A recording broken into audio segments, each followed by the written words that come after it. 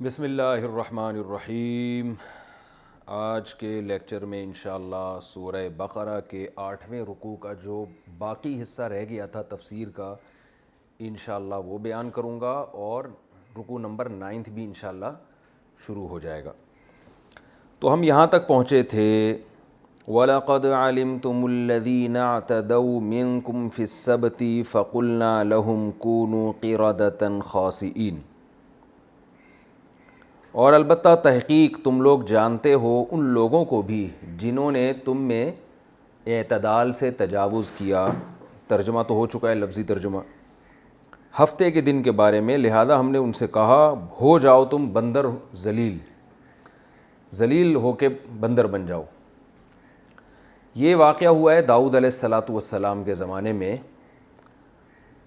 بنی اسرائیل پہ ان کی بدعمالیوں کی وجہ سے اللہ تعالیٰ نے ان پہ پابندی لگائی تھی کہ تم ہفتے کے دن مچھلی کا شکار نہیں کرو گے، اور ہفتے کا دن بنی اسرائیل کے لیے مقدس دن تھا، اور آج بھی یہودی اس کو مقدس سمجھتے ہیں۔ عیسائیوں کے ہاں سنڈے ہے، مسلمانوں کے ہاں فرائیڈے ہے، اور جیوز کے ہاں وہ سیٹرڈے ہے۔ تو اللہ نے کہا کہ مچھلی کا شکار نہیں کرنا۔ اب ہوتا یہ تھا کہ یوم تأتیہم حیتانہم شرعاً، مچھلیاں جو ہے نا بڑی تعداد میں ہفتے کے دن آیا کرتی ہیں، کیونکہ اللہ نے آزمایا تھا ان کو کہ میرے احکام کو فالو کرتے ہیں کہ نہیں کرتے۔ تو اب یہ پریشان ہونے لگے، یار اتوار ہفتے کو جتنی مچھلیاں آتی ہیں اتنی تو بعد میں نہیں آتی ہیں۔ تو ان میں ہوس پیدا ہوئی، یہ نہیں دیکھ رہے تھے کہ بھئی اتنی اللہ نے رزق کی چیزیں دی ہیں وہ کھا لو اور یہ اللہ کا حکم پورا کرو۔ تو انہوں نے کیا کیا کہ جی پھر ایک ہیلا بنایا انہوں نے کہ جال لگا کر اس میں وہ کیا کرتے تھے، مچھلیاں ہفتے کو پھنس جاتی تھیں اور اتوار کو نکال لیا کرتے تھے۔ تو یہ کام جب انہوں نے شروع کیا تو ان میں جو کچھ نیک لوگ تھے، یعنی 3 حصوں میں یہ تقسیم ہو گئے تھے۔ کچھ تو لوگ نیوٹرل ہو کے بالکل دور ہو گئے کہ بھئی ہم ایسا نہ ہو عذاب آئے تو ہمارے اوپر بھی آ جائے۔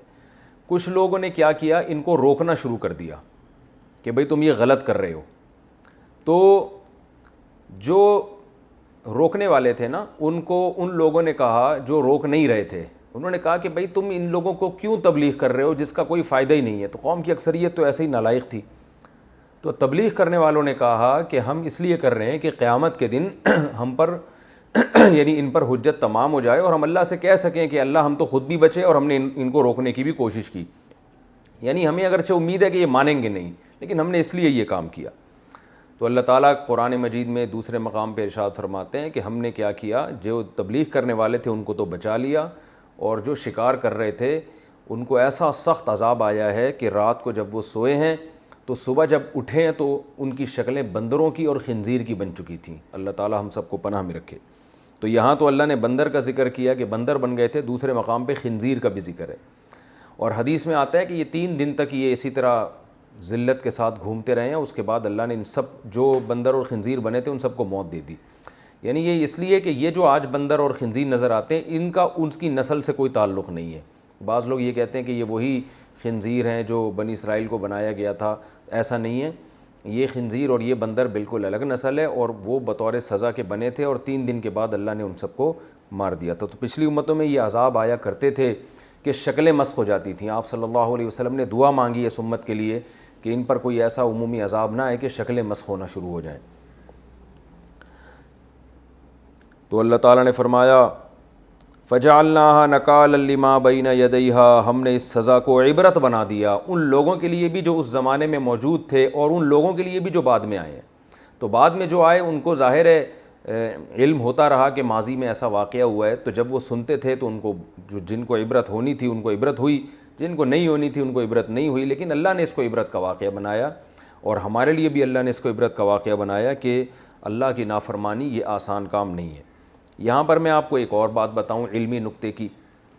علم میں انسان کے جب عمق اور گہرائی نہیں ہوتی نا تو وہ احادیث اور قرآن کے سرسری الفاظ کو دیکھ کے ہر جگہ فتویٰ دینا شروع کر دیتا ہے۔ یہ خوب یاد رکھیں، جب تک آپ کے پاس کسی بھی چیز کا پراپر علم نہ ہو آپ فتویٰ دینے کے اہل نہیں ہیں۔ میں نے ایک پروگرام دیکھا، اس میں ایک اسکالر بیٹھے ہوئے فقہا نے بعض چیزوں کے ہیلے بیان کیے ہیں، جیسے سود سے بچنے کا ایک ہیلا ہے جو اسلامک بینکنگ وغیرہ میں اختیار کیا جاتا ہے، یا اور بہت سارے مختلف قسم کے ہیلے فقہا بتاتے ہیں کہ بھئی یہ کر لو تو الفاظ بھی ادا ہو جائیں گے، جیسے طلاق کے بچنے کے ہیلے بتائے جاتے ہیں۔ ہم ایک ہیلا لوگوں کو بتاتے ہیں کہ ایک آدمی نے اگر قسم اٹھائی کہ بیوی کے بارے میں قسم اٹھائی کہ تم اگر اپنی ماں کے گھر گئی تو تمہیں 3 طلاقیں. اب ظاہر ہے ماں کے گھر جائے گی تو 3 طلاقیں ہو جائیں گی، اور ماں کے گھر جانے سے روکنا ٹھیک بھی نہیں ہے. تو ہم تدبیر بتاتے ہیں، بھائی 1 طلاق دے دو، اور جب نکاح یعنی عدت ختم ہو جائے گی تو یہ آپ کی بیوی رہے گی نہیں. اس کے بعد جب یہ اپنی ماں کے گھر جائے گی تو چونکہ یہ بیوی نہیں ہے تو باقی 2 طلاقیں واقعی نہیں ہوں گی. لہذا جب اور قسم پوری ہو جائے گی گھر جانے کے بعد، لہذا اس کے بعد دوبارہ اس سے نکاح کر لو تو آئندہ 2 طلاقوں کا اختیار رہے گا، اور بیوی اب ماں کے گھر بھی جاتی رہے گی. اس طرح کے ہیلے فقہا نے بہت لکھے ہیں. تو اب کیا ہے کہ زکوٰۃ کا ہیلا تملیک، کہ آپ بعض دفعہ یتیموں کے لیے کوئی تعمیری کام کرنا چاہتے ہو اور زکوٰۃ تعمیر پہ لگتی نہیں ہے، تو آپ زکوٰۃ کسی غریب کو مالک بنا دیتے ہو، اور وہ غریب اپنی مرضی سے پھر یتیم خانہ کھول دیتا ہے، تو یہ جائز ہے. لیکن اس میں یہ ضروری ہے کہ جس کو مالک بنایا ہے وہ واقعی مالک بناؤ، اس کو یہ پورا حق حاصل ہو کہ وہ پیسے لے کے کھا بھی سکتا ہے، اس کی مرضی یتیم خانہ بنائے نہ بنائے، اور کھا بھی سکتا ہے وہ. لیکن چونکہ عملاً ایسا ہوتا نہیں ہے، اس لیے منع کیا جاتا ہے اس ہیلے سے، کہ بھائی وہ ایک ٹوپی ڈرامہ ہو رہا ہے کہ اس کو پیسے دیے جا رہے ہیں، مالک بنایا جا رہا ہے، اور اب وہ اپنی مرضی سے یتیم خانہ بنا رہا ہے. تو وہ مرضی سے نہیں بنا رہا ہوتا، وہ دباؤ میں آ کے بنا رہا ہوتا ہے، اس لیے اس ہیلے سے منع کیا جاتا ہے. لیکن اگر کہیں حقیقت میں ایسا ہو، وہ اپنی خوشی سے بنا رہا ہو، تو یہ بالکل جائز ہے. تو اور اس طرح کی بہت ساری مثالیں ہیں. تو آج کل کے جو نئے پروفیسر ٹائپ کے لوگ آ رہے ہیں، وہ فقہا کا بڑا ریکارڈ لگاتے ہیں، بھائی انہوں نے وہ ہیلے تو اسلام میں حرام ہیں.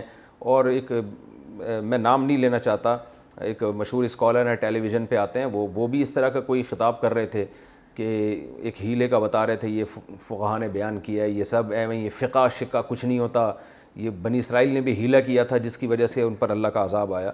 تو ایسے ہی کسی ایک بندے سے میری بات ہوئی، تو میں نے ان سے کہا کہ انہوں نے یہ دلیل دی کہ دیکھو بنی اسرائیل نے ہیلا کیا تھا کہ جال لگا دیا ہفتے کو اور نکالا اتوار کے دن. تو انہوں نے کہا ہم شکار تو اتوار کو کر رہے ہیں نا.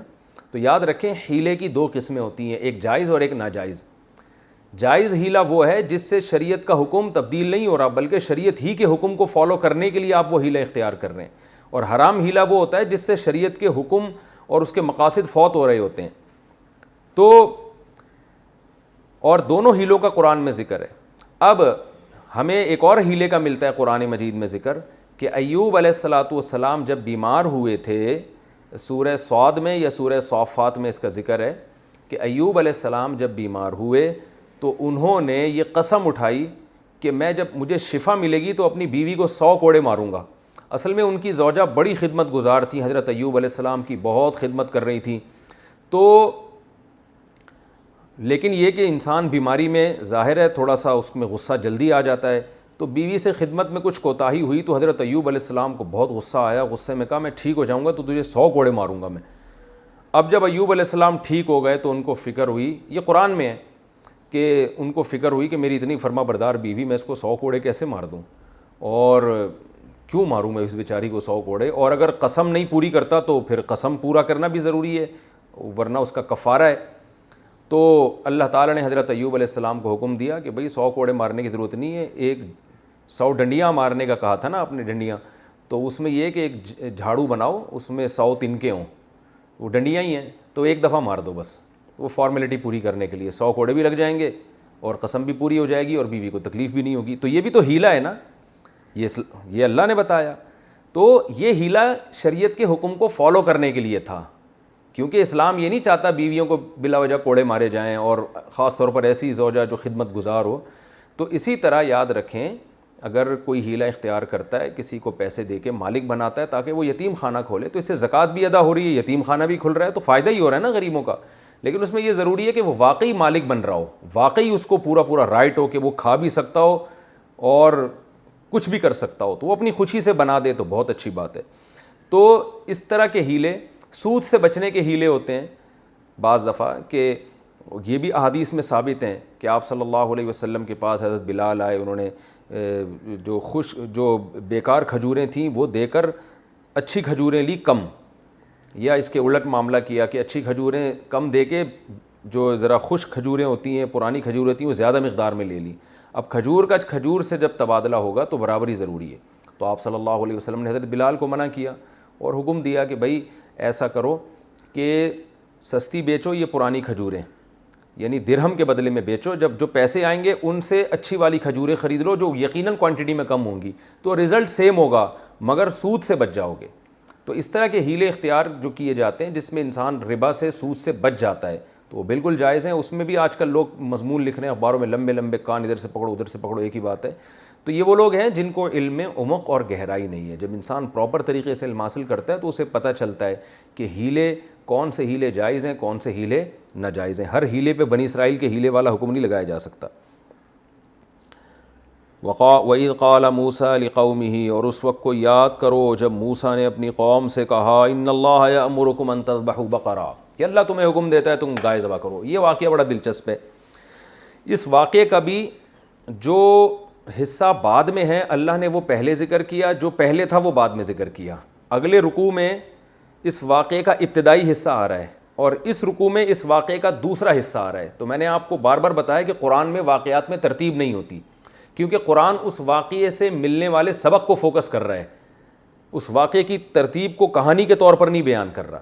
تو یہاں بھی اصل میں یہ ہوا، یہ تھا پورا واقعہ یوں ہے کہ بنی اسرائیل میں ایک شخص نے کسی کے ہاں نکاح کا پیغام بھیجا، اس کو اس ایک آدمی کی بیٹی سے عشق ہو گیا، محبت ہو گئی، نکاح کا پیغام بھیجا، تو لڑکی کے ابا نے انکار کر دیا۔ جب انکار کیا تو اس نے، غیرت تو نہیں کہنی چاہیے، بے غیرتی کہنی چاہیے اس کو، اس نے جناب اس کے والد کو قتل کر دیا، اور یہ چپکے سے قتل کیا۔ اب وہ قوم کا ایک اچھا آدمی تھا، معزز آدمی تھا، پتہ ہی نہیں چل رہا اس کا قاتل کدھر ہے۔ تو بڑے پھڈے شروع ہو گئے۔ تو اللہ تعالیٰ نے کیا کیا، حکم دیا موسیٰ علیہ السلام کو ایک معجزے کے طور پر کہ میں ایک معجزہ بھی ظاہر کرنا چاہتا ہوں اور لوگوں کو یہ بھی پتہ چل جائے کہ میں مردوں کو زندہ کیسے کروں گا، یہ بھی پتہ چل جائے۔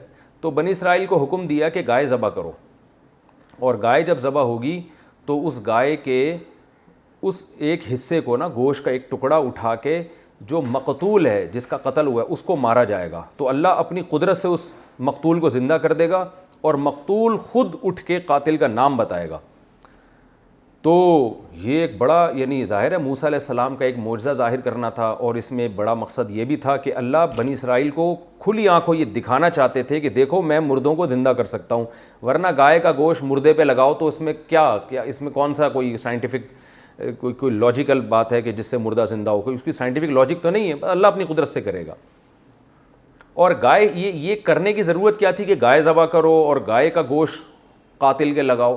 اس کی حکمت بعض علماء نے یہ بیان کی ہے کہ عین ممکن ہے کہ اس زمانے میں گائے کی پرستش ہوتی ہو، اور اس کے دو قرائن ہیں، ان علماء کی بات کے مضبوط ہونے کی دو یعنی قرائن ہیں جن سے پتہ چلتا ہے کہ یہ بات بڑی جاندار ہے۔ نمبر ایک، آج بھی ہم دیکھتے ہیں کہ ہندو گائے کی عبادت کرتے ہیں، تو اس سے ہمیں پتہ چلتا ہے کہ قوم ایک ایسی گزری ہے ماضی میں جو گائے کو معبود سمجھا کرتے تھے، اور یہ اسی کے اثرات ہیں ہندوؤں میں جو گائے کی پرستش ہو رہی ہے۔ اور اس کی تائید اس واقعے سے بھی ہوتی ہے کہ موسیٰ علیہ السلام جب تورات لینے کے لیے کوہ طور پہ گئے ہیں تو پیچھے بنی اسرائیل نے گائے کا بچھڑا بنا کے سونے کا، اس کی پوجا کرنا شروع کر دی، حالانکہ جو مشرک ہوتے ہیں وہ بتوں کی پوجا کرتے ہیں، گائے کی عام طور پہ نہیں کرتے۔ تو اس سے بھی پتہ چلتا ہے کہ فرعون کے دور میں گائے کی پوجا پاٹ کا کوئی نظام رہا ہوگا۔ تو اللہ تعالیٰ کا عین ممکن ہے کہ یہ حکمت ہو اس میں کہ یہ چونکہ ایسی قوم میں رہے ہیں جہاں گائے کو مقدس سمجھا جاتا ہے، تو ان کے دل میں توحید کو راسخ کرنے کے لیے ان سے گائے ذبح کروائی جائے، کیونکہ عملی طور پر تو یہ ایک خدا کے قائل ہو گئے ہیں کہ ایک اللہ ہے، ہم اللہ کے سوا کسی کو نہیں مانتے۔ لیکن آپ خود سوچیں نا، جب کوئی جیسے کوئی ہندو ہمیشہ گائے کی عبادت کرتا رہا ہو، اب اگر وہ اسلام قبول بھی کرے گا تو اس کے لاشعور میں گائے کا کچھ نہ کچھ تقدس بیٹھ جائے گا، اور اب اس سے آپ بکری ذبح کرنے کا کہیں کر دے گا وہ، اور اس سے آپ کہیں کہ اونٹ نہر کرو کر دے گا، لیکن جب گائے پہ چھری پھیرنے کی بات آئے گی تو سوچیں کہ ساری زندگی جس کی عبادت کی ہو تو چھری پھیرتے ہوئے تھوڑا سا وہ ڈرے گا، ایک لاشعور میں ہوتا ہے انسان کے۔ تو اللہ تعالیٰ نے عین ممکن ہے، میں عین ممکن اس لیے کہہ رہا ہوں کہ یہ کوئی اس بارے میں صحیح حدیث موجود نہیں ہے ہمارے پاس، لیکن علماء کا قول ہے جس کی تائید ہوتی ہے ان چیزوں سے جو میں آپ کے سامنے پیش کر رہا ہوں۔ تو عین ممکن ہے کہ اللہ تعالیٰ نے ان کے دلوں سے گائے کی جو معبود ہونے کا تصور ہے اس کو بالکل کھرچ کے نکالنے کے لیے کہ بھئی گائے بالکل ایسے ہی ایک جانور ہے جیسے بکری ہے، جیسے دمبا ہے، جب چاہتے ہو کاٹ کے کھا جاتے ہو. تو یہ بھی ایک ایسا جانور ہے, دودھ لو, جب دودھ دینا ختم کر دے کاٹ کے کھا جاؤ اس کو. ویسے کسی کو اپنی گائے سے محبت ہو جائے تو وہ ایک الگ بات ہے, وہ اس میں نہ کاٹ کے کھائے. ویسے جب ہم جانور پالتے ہیں محبت ہو جاتی ہے تو وہ تو بلی سے بھی ہو سکتی ہے, کتے سے بھی ہو جاتی ہے لوگوں کو, اور بکری سے بھی ہو جاتی ہے, اس میں گائے کی تو کوئی خاصیت نہیں ہے نا, تو وہ ایک الگ بات ہے. لیکن نارملی گائے کو مقدس سمجھ کے نہ کاٹنا یہ اسلام کی تعلیمات کے بالکل خلافی ہے, اس میں شرک کا شائبہ ہے. تو اس لیے بنی اسرائیل سے حکم دیا گیا گائے کاٹو. گائے جب کاٹو گے تو ان کے دل میں گائے کا تقدس نکلے گا, تو عین ممکن ہے. تو اب یہاں سے یہ بات شروع ہو رہی ہے. اللہ نے فرمایا وَإِذْ قَالَ مُوسَىٰ لِقَوْمِهِ, اس وقت کو یاد کرو جب موسیٰ نے اپنی قوم سے کہا کہ اللہ تمہیں حکم دیتے ہیں کہ تم ایک گائے ذبح کرو. تو اب ایک دم نا, چونکہ شرک سے مانوس ہو چکے تھے, گائے کو بچھڑا بنا کے عبادت بھی کر چکے تھے, اور فرعونیوں میں بھی ایسے گائے کی عبادت کرنے والے لوگ ہوں گے, ان کے ساتھ رہ کے کچھ نہ کچھ تقدس آ گیا تھا گائے کا. تو ایک دم ان کو دماغ میں خیال آیا اور کہنے لگے اے موسیٰ اتتخذونہ ہزوا, کہ آپ ہمارے ساتھ مزاح کر رہے ہیں, کیسی عجیب عجیب باتوں کا آپ ہمیں آرڈر دے رہے ہیں. حالانکہ جو پیغمبر کو مانتا ہے وہ پیغمبر کے حکم کے آگے چون و چرا نہیں کرتا.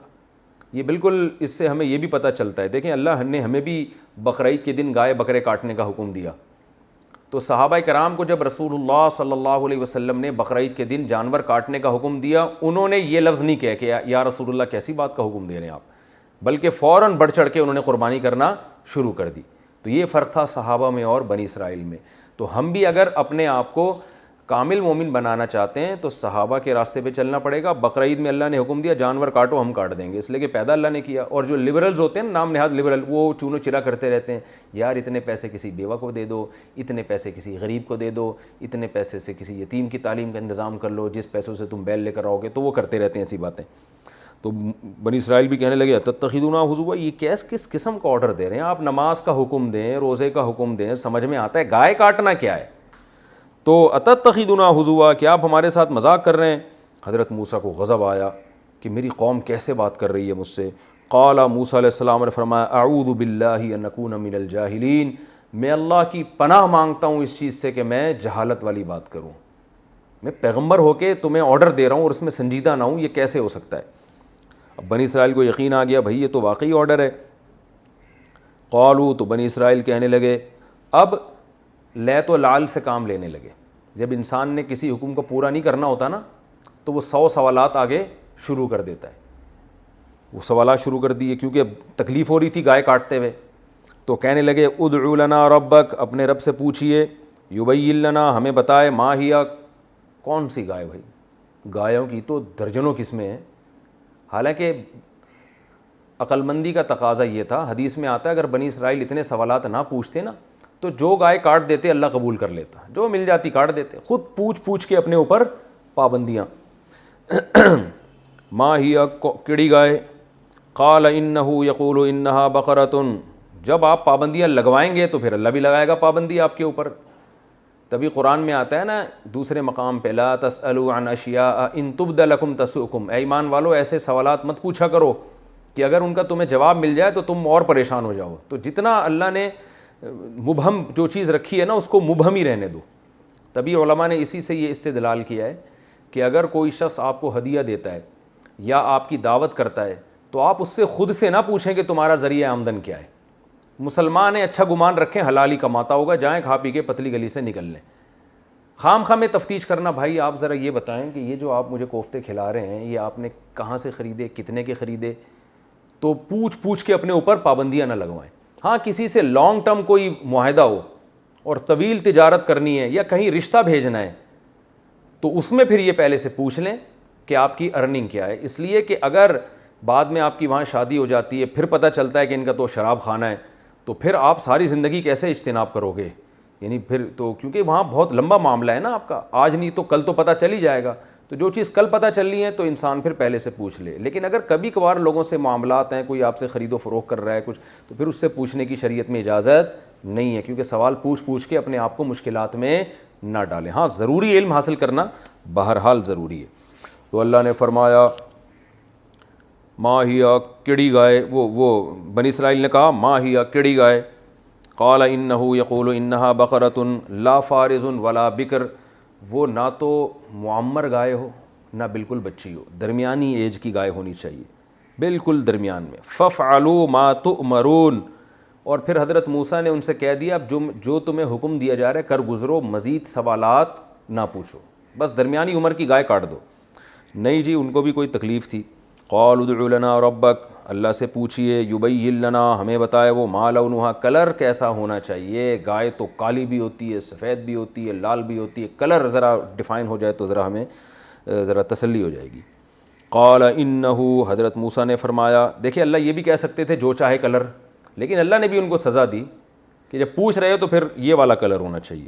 انہ یقول انہا، بے شک اللہ تعالیٰ فرماتے ہیں کہ وہ ایسی گائے ہو، بقرۃ صفرا، زرد رنگ کی گائے ہو، فاقع لونہا، چمکتا ہوا زرد رنگ، تسر الناظرین، دیکھنے والوں کو خوش کر دے. اب لاؤ ایسی گائے. لیکن ابھی بھی ان کو تسلی نہیں ہوئی تھی، تو کہنے لگے ادع لنا ربک یبین لنا ما ہی، اللہ سے پوچھیں کیڑی گائے. ابھی بھی سمجھ میں نہیں آ رہی، زرد رنگ کی تو بہت ساری گائے ہوتی ہیں. ان البقرہ تشابہ علینا، گائے کے معاملے میں ہم ابھی بھی کنفیوز ہیں، گائے ہم پر مشتبہ ہو گئی ہے. لیکن ایک جملہ ان کی زبان سے اس دفعہ اچھا نکل گیا، وَإِنَّا إِن شَاءَ اللَّهُ، اگر اللہ نے چاہا، یعنی انشاءاللہ لَمُهْتَدُونَ، اللہ نے چاہا تو اب ہمیں پتہ چل جائے گا. حدیث میں آتا ہے یہ انشاءاللہ کہنے کی برکت تھی کہ اگلے سوال کے جواب ملنے پر انہوں نے گائے ذبح کر دی. اگر انشاءاللہ نہ کہتے نا تو ان پر اللہ کا عذاب آتا، کیونکہ اگلے سوال کا جواب بھی ان کو ملتا، اس کے بعد بھی یہ نہ کرتے، پھر وہ اور سوال پوچھتے تو اللہ کا عذاب آ جاتا کہ تم نے کرنا نہیں ہے، حجت بازی کرنی ہے بس تم نے. تو اس لیے انہوں نے اس دفعہ کہہ دیا انشاءاللہ. انہوں ڈر رہے تھے نا حضرت موسیٰ علیہ السلام کوئی تھپڑ نہ لگا دیں، جیسے وہ قبطی کو تھپڑ مارا تھا، وہ مر گیا تھا، تو جو پوچھنے گیا ہوگا قوم کی طرف سے حضرت موسیٰ علیہ السلام سے، اس کو بھی تو ڈر لگ رہا ہوگا کہ اب تیسرے سوال پہ کہیں حضرت موسیٰ کا چانٹا نہ آ جائے. تو اس لیے اس نے کہا اے موسیٰ آپ بس اب ایک بات رہ گئی ہے وہ بتا دیں، اور انشاءاللہ اب ہمیں پتہ چل جائے گا کون سی گائے، یعنی اللہ نے چاہا تو مزید سوال پوچھنے کی نوبت نہیں آئے گی. قال انہ، حضرت موسیٰ نے فرمایا کہ اللہ تعالیٰ فرماتے ہیں انہا بقرۃ لا ذلول، ایسی گائے نہیں جو مسخر ہو، یعنی ہل چلاتی ہو، تثیر الارض، جو زمین میں ہل جوتتی ہو، کیونکہ وہ اس گائے کا تو بیڑا غرق ہو چکا ہوتا ہے نا. جو بیچاری گائے دیکھیں نا جو ہلوں میں ہوتی ہیں، ایسی ہڈیوں کا انچر پنچر ڈھیلا ہو چکا ہوتا ہے ان کا.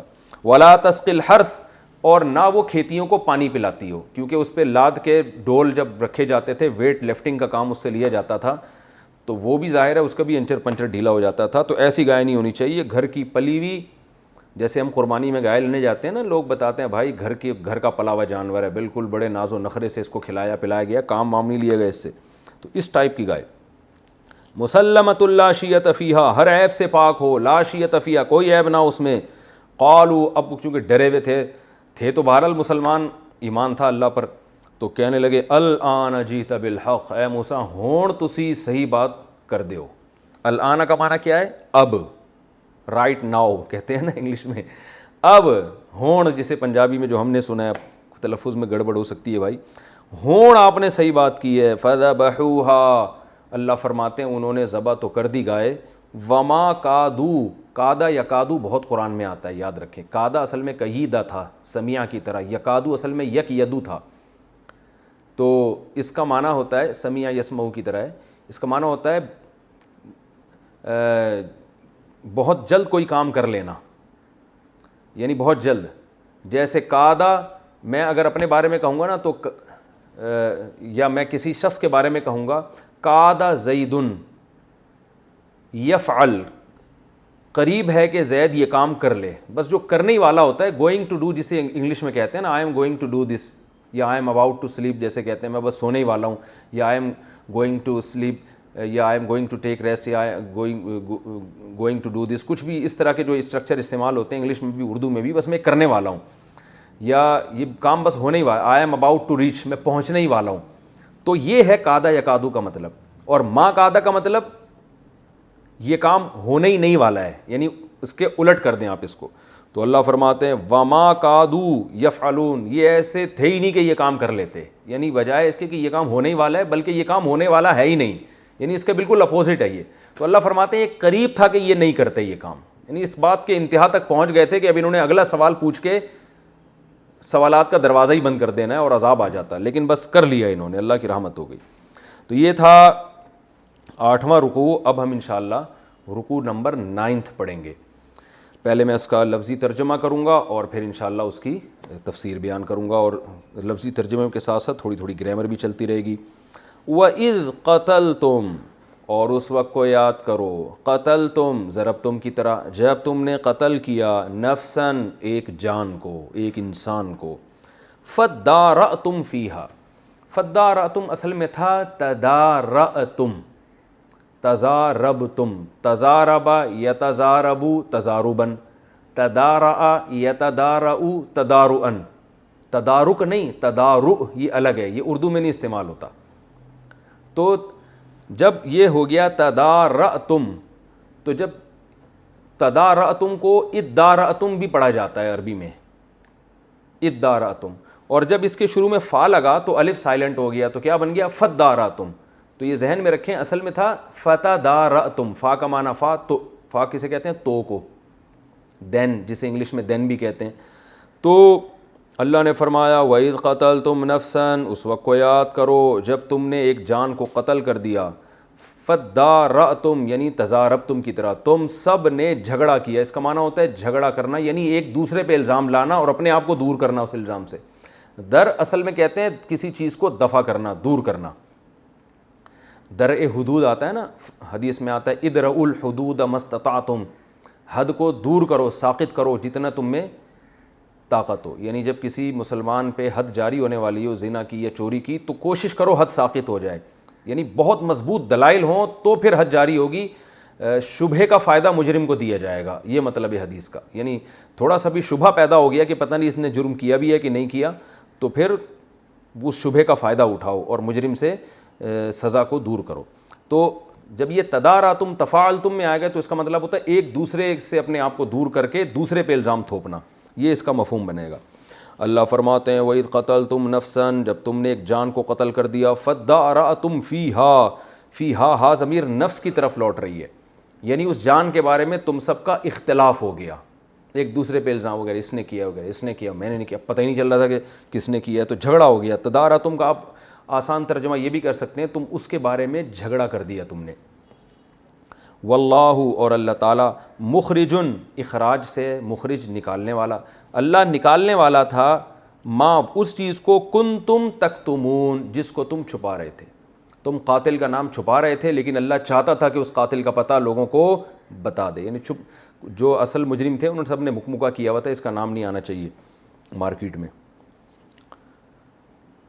فَقُلْنَا, پس ہم نے کہا, اضربوہ, اس گائے کے ایک ٹکڑے کو, اضربوہ کا معنی اس گائے کو, یعنی مراد پوری گائے نہیں ہے, ضرب یضربو مارو, اضربو جمع کا صیغہ ہے, اور جب فا شروع میں آیا تو الف سائلنٹ ہو گیا.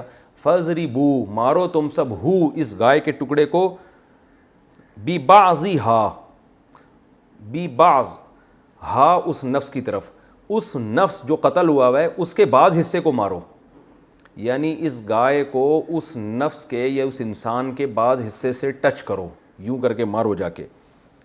کذالک, اس طریقے سے, یحیی اللہ, احیا یا یحیی, اکرم یکرم کی طرح پڑھا جاتا ہے, احیا یحیی, اس طریقے سے, یحیی اللہ الموتا, اللہ مردوں کو زندہ کرے گا. یعنی تمہیں اس طرح دکھائے گا, اس کو بھی زندہ کر دے گا, تو اور تمہیں دکھا رہا ہے کہ اس طرح سے اللہ مردوں کو بھی زندہ کر دے گا, کہ کوئی سبب نہیں ہے اور اٹھا دیا. موتا میت کی جمع ہے. وَيُرِيكُمْ آيَاتِهِ, اور دکھائے گا اللہ تمہیں اپنی نشانیاں. یُرِيكُمْ یُرْئِیُ تھا, یُکرِمُ کی طرح, تو اس کا معنی ہوتا ہے دکھانا, کئی بار یہ آ چکا ہے. یُرِيكُمْ, اس طرح اللہ تمہیں دکھائے گا, آیاتِهِ, اپنی نشانیاں, لَعَلَّكُمْ تَعْقِلُونَ, شاید کہ تم عقل سے کام لے لو, شاید کہ تمہارا آخرت پہ یقین ہو جائے. تو اللہ نے یہ منظر دکھا دیا. اچھا یہ میں تفسیر میں بتاؤں گا, ابھی میں لفظی ترجمہ چلا رہا ہوں. ثم, پھر اس کے بعد, قصت, قصت اصل میں تھا قاساوت, قاساوت ضربت کی طرح, اس کا معنی ہوتا ہے دل کا سخت ہو جانا. کہتے ہیں نا قساوت قلب, اردو میں یہ گاڑی اردو میں استعمال ہوتا ہے, قساوت قلب, دل کی سختی. ثم قست قلوبکم, پھر اس کے بعد تمہارے دل سخت ہو گئے, من بعد ذالک, اس واقعے کے بعد بھی, فہی کالحجارہ, بس یہ دل جو تھے یہ پتھر کی طرح ہیں. حجارہ اور حجر عربی میں پتھر کو کہتے ہیں. او اشد بلکہ اس سے بھی زیادہ سخت ہیں، قسوتاً ازروئے سختی کے، اشدو اشددو تھا زیادہ سخت، میں نے بتایا تھا او عربی میں یا کے معنی میں آتا ہے، لیکن بعض دفعہ اس کا مفہوم بلکہ کے معنی میں بنتا ہے، یعنی ہم یوں ترجمہ کریں گے کہ اس واقعے کے بعد تمہارے دل اور سخت ہو گئے، پس یہ پتھر کی طرح بلکہ اس سے بھی زیادہ سخت ہو گئے۔ کیوں؟ آگے اس کی دلیل بیان کی جا رہی ہے، وَإِنَّ مِنَ الْحِجَارَةِ، اور بے شک پتھروں میں سے ایسے بھی ہوتے ہیں، لما لام تاکید کے لیے، ما زائدہ اس میں لما، ٹھیک ہے نا، ایسے بھی ہوتے ہیں، یتفجروا منہ الانہار، تفجر پہلے آ چکا ہے، یہ آیا تھا نا فانفجرت منہ اثنتا عشرۃ عینا، کل کے لیکچر میں آیا تھا کہ موسیٰ علیہ السلام کو اللہ نے حکم دیا کہ پتھر پہ لاٹھی ماریں، فانفجرت اس سے پھوٹ پڑے 12 چشمے، تو وہی انفجرت دوسرے باب میں آیا ہوا ہے، یتفجروا باب تفعل میں، معنی ایک ہی ہے۔ وَإِنَّ مِنَ الْحِجَارَةِ، اور بہت سے پتھروں میں ایسے بھی ہیں، لما جو کہ، اچھا ما زائدہ نہیں ہے، ما موصولہ ہے، لام تاکید کے لیے ما کا معنی وہ پتھر ہیں، یتفجروا جن سے پھوٹتی ہیں، منہ ان پتھروں سے، الانہار نہریں، یعنی چشمے پھوٹ پڑتے ہیں ان پتھروں سے۔ وَإِنَّ مِنْهَا، اور ان میں بعض ایسے بھی ہوتے ہیں، لما جو کہ یشققوا، اصل میں تھا یتشققوا، یتکلفوا کی طرح، شق کسے کہتے ہیں؟ آپ نے سنا ہوگا نا شق قبر کا چاند کا ٹوٹ جانا، پھٹ جانا، کہتے ہیں نا یہ ایک شق ہے، کیا مطلب اس سے ہٹ کے ایک الگ شق ہے، تو کوئی بھی ٹکڑے کو یا پھٹ جانے کو انشقاق، تشقیق اور شق یہ اس معنی میں استعمال ہوتا ہے۔ تو اللہ فرماتے ہیں یتشققوا سے یشققوا پڑھا جاتا ہے اس کو، اور ان میں بعض ایسے ہیں، لما یشققوا جو کہ پھٹ پڑتے ہیں، فیخرج پھر نکلتا ہے، منہ ان پتھروں سے، الماء پانی، وَإِنَّ مِنْهَا، اور ان میں بعض ایسے بھی ہیں، لما جو کہ یہبط لڑکتے ہیں، میں نے بتایا تھا نا ہبط یہبط، اس کا معنی ہوتا ہے بلندی سے پستی کی طرف آنا، جیسے قرآن میں پہلے یہ 2-3 جگہ آ چکا ہے ہمارے لیکچروں میں، اہبطوا مصرن، بنی اسرائیل کو کہا نا شہر میں اترو، اور آدم علیہ السلام کو اللہ نے کیا فرمایا؟ قال اہبطوا منہا، اس جنت سے نکلو، تو یہ 2 لفظ پہلے آ چکے ہیں، ان کو یاد کر لیں۔ لما ایسے بھی ہیں، یہبطوا جو لڑکتے ہیں اوپر سے، من خشیت اللہ، اللہ کے خوف سے، وما اللہ، اور نہیں ہے اللہ تعالیٰ، بغافل غفلت والا، عما اصل میں تھا عن ما، عن الگ ہے ما الگ ہے، تو ملا کے عما بنا دیا، اللہ غافل نہیں ہے اس چیز سے، تعملون جو تم عمل کرتے ہو، اللہ تمہارے عمل سے غافل نہیں ہے۔ افتطمعون، آ کا معنی کیا، فا کا معنی تو، تطمعون تسمعون کی طرح ہے، طمع یطمع، اس کا معنی ہوتا ہے لالچ رکھنا، امیدیں لگانا، طمع کہتے ہیں نا ہرس اور طمع بری چیز ہے، گاڑی اردو میں یہ لفظ استعمال ہوتا ہے، تو طمع نہیں کرنی چاہیے، لالچ نہیں کرنی چاہیے۔ تو اللہ فرماتے ہیں افتطمعون، کیا تم لوگ لالچ رکھتے ہو یا امیدیں رکھتے ہو، ان اس بات کی کہ، ان کا معنی کئی دفعہ میں بتا چکا ہوں، کہ کا معنی میں آتا ہے، یہ انگلش میں جو دیٹ کا لفظ آتا ہے نا بعض دفعہ، ہی ٹولڈ می دیٹ، اس نے مجھے کہا، کیا کہا؟ تو دیٹ کا ہم ترجمہ کیا کریں گے؟ اس نے مجھے کہا کہ، یعنی اس نے مجھے یہ کہا کہ، تو یہاں بھی ان بھی دیٹ کے معنی میں استعمال ہوتا ہے، یعنی he told me that I am not going with you, کچھ بھی لگاتے ہیں آگے جملہ۔